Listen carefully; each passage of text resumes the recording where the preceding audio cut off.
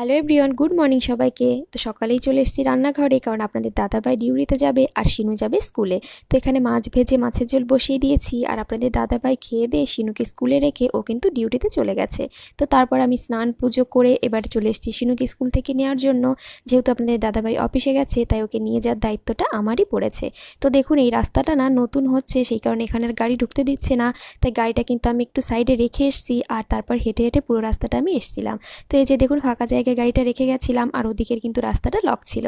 তো তারপর বাড়িতে এসে যে শিনুকে খাইয়ে দিচ্ছি, আর শিনুর সঙ্গে একই সঙ্গে কিন্তু আমিও খেয়ে নিচ্ছি।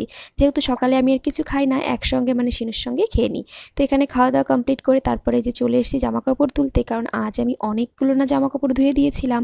তো মেঘের কথা তো আর বলা যায় না, যখন তখন বৃষ্টি নেমে যাবে। তাই ভাবলাম যে জামা কাপড়গুলো না তুলে নিয়ে আসি, তারপর গিয়ে শিনুকে ঘুম পাড়াবো। তো জামা কাপড় তুলে যে বেডশিটটা চেঞ্জ করে দিয়েছি, আর এবারে কিন্তু শিনুকে আমি ঘুম পাড়িয়ে দেবো। যেহেতু বিকালের প্রাইভেট আছে, টিউশন। তো তারপরে যে ঘুম থেকে উঠেছি, আর দেখেছেন বৃষ্টি কিন্তু হয়েছিল। তো বৃষ্টি হওয়ার আগে কিন্তু সমস্ত জামা কাপড় আমি তুলে নিয়ে গেছিলাম। তো এবারে শিনুকে নিয়ে আমি যাচ্ছি প্রাইভেটে। তো আপনাদের দাদাভাই ডিউটিতে থাকার কারণে আমি কিন্তু নিয়ে যাচ্ছি। তো এই যে দুজনে কিন্তু বেরিয়ে পড়েছি, আর এই দেখুন গেটের কাছে এটা কি, আর এইগুলো না কিন্তু আমাদের এখানে প্রচুর রয়েছে, এর থেকে বড় বড়ও রয়েছে। এটা তো ছোট, এর থেকে কিন্তু অনেকটা বড়, অনেকটা কুমিরের মতন দেখতে, এরকমটাও আছে।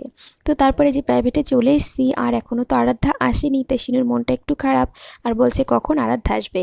তো তারপর এখানে দেখুন, কুচু আর বাঘা দুজনে কিন্তু ভীষণ দুষ্টুমি করছে। আর এই দুটো না ভীষণই শয়তান, বিশেষ করে ছোটোটা।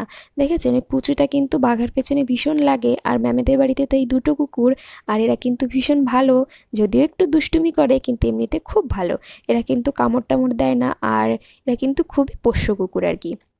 তো তারপরে যে আপনার দাদাভাই আমাদের নিতে চলে এসেছে প্রাইভেট থেকে, আর এবারে কিন্তু আমরা চলে যাচ্ছি বাড়ির দিকে।